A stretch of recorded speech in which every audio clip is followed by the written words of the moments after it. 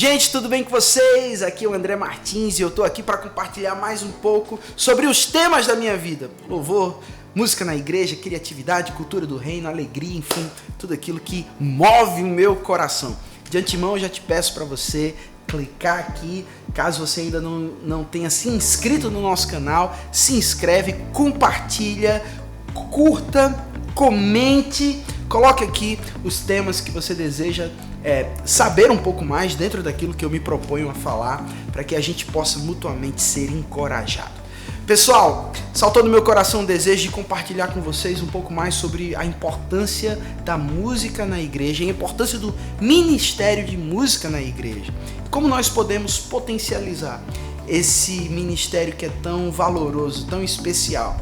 Mas acredite, não é em nada diferente de nenhum outro departamento ou ministério da igreja. Eu quero ensinar para você 5 dicas práticas de como você pode potencializar o ministério de música na sua igreja. Mas antes de tudo, deixa eu te dizer que a música, ele é um ministério tanto quanto outros ministérios na igreja. A música na igreja é um ministério de socorros. E essa definição da palavra socorros dá a ideia de alívio, ajudar, servir, favorecer.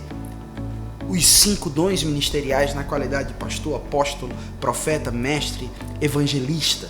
Quando você entende que a música é tão importante quanto qualquer outro departamento ou ministério, você, como músico, já percebe que você não pode se considerar nem além e nem aquém a ninguém.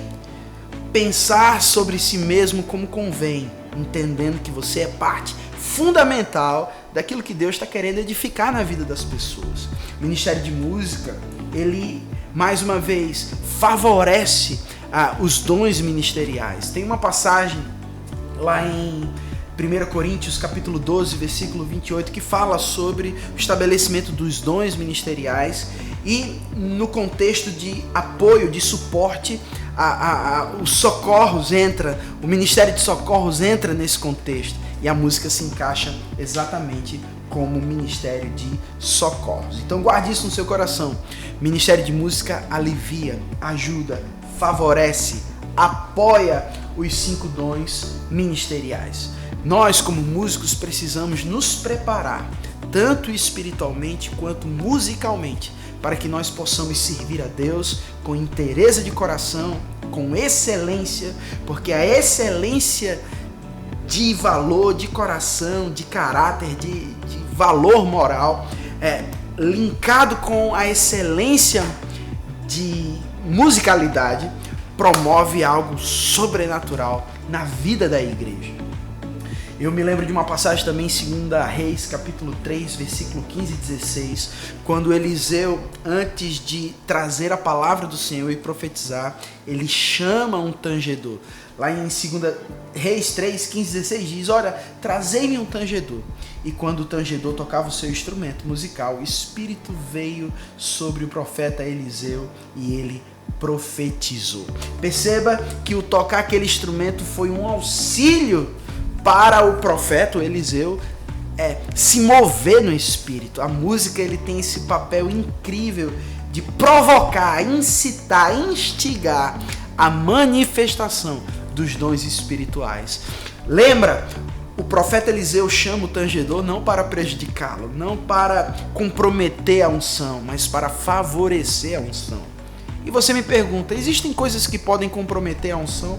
Existem, irmãos. Às vezes, quando a gente não está preparado, quando a gente não está consciente da nossa responsabilidade, quando o som da nossa igreja é muito alto, é muito ruim, quando os instrumentos não são bem cuidados, quando existe um descomprometimento com o repertório da igreja, com o setlist, quando não existe novidade no sentido de estar sempre buscando o melhoramento, quando a gente usa o nosso instrumento de uma forma egoísta, sem entender que somos um corpo na música, quando não existe ensaio, quando não existe uma programação, né? Quando existe uma desconexão com o culto, tudo isso compromete a unção. Às vezes a gente percebe o grupo de música totalmente desconexo, totalmente desconectado com aquilo que Deus está querendo fazer no culto, simplesmente porque não houve uma excelência naquilo que é feito. Então eu quero te dar 5 dicas práticas de como você pode potencializar a música, o ministério de música na sua igreja.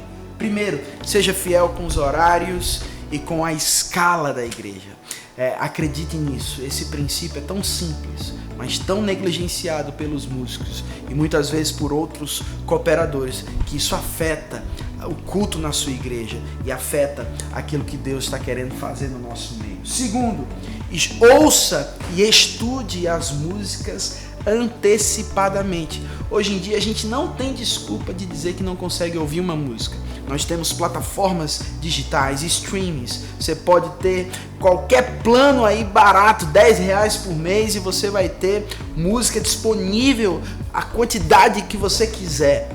Então, é responsabilidade do líder de música, do líder de adoração, passar as músicas com antecedência da semana, da escala do dia, para que os músicos possam ouvir as músicas, possam estudar, pesquisar, conhecer a sonoridade, ouvir o seu papel, o seu lugar como instrumento dentro daquela canção, pegar o seu instrumento, estudar de fato, para que quando você possa executar essa música na igreja, você tenha leveza, confiança para fazer o que você faz. A desorganização, a despreparação promove a falta do mover de Deus. Guarde isso no seu coração. A despreparação compromete a unção na igreja, no grupo de música, no culto em si. Terceiro, ensaie com frequência. O ensaio, ele não pode ser um momento de desorganização, mas ele também não pode ser um momento de desperdício de tempo. Quantos ensaios eu já participei que foram desperdício de tempo? Por quê? Porque não foi produtivo, não foi efetivo, não promoveu de fato um upgrade na nossa musicalidade. Por quê? Porque não há uma preparação prévia. Então, ensaie, se possível, em dias distintos do culto, para que você possa alinhar de uma forma prática, em parceria com os outros músicos, aquilo que vocês ouviram no privado, né? Na preparação, até chegar o dia do ensaio.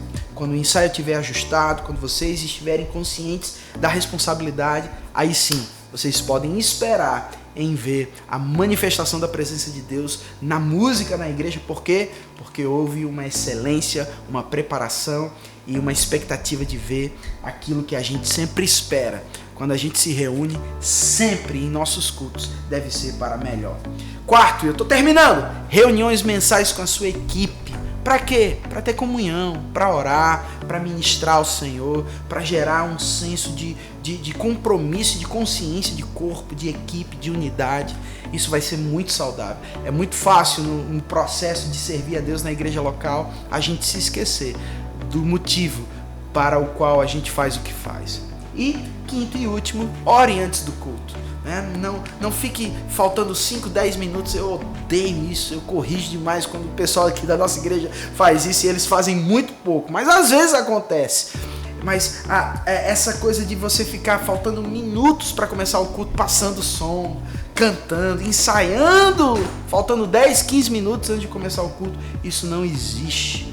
Porque você trabalhou antes, porque você se organizou, você chegou cedo, com antecedência, você pode sim passar o som, você pode fazer uma passagem de som para as transições das músicas, alinhar o fone, ver o volume, ver se está tudo alinhadinho, beleza.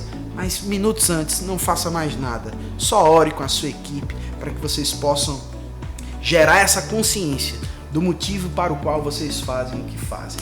Depois disso, meu querido, é só vitória. É só esperar e crer que Deus vai se mover através de vocês, favorecendo a manifestação da presença dele. Espero que você tenha sido enriquecido. Um beijo no coração. Até a próxima segunda. Tchau, tchau.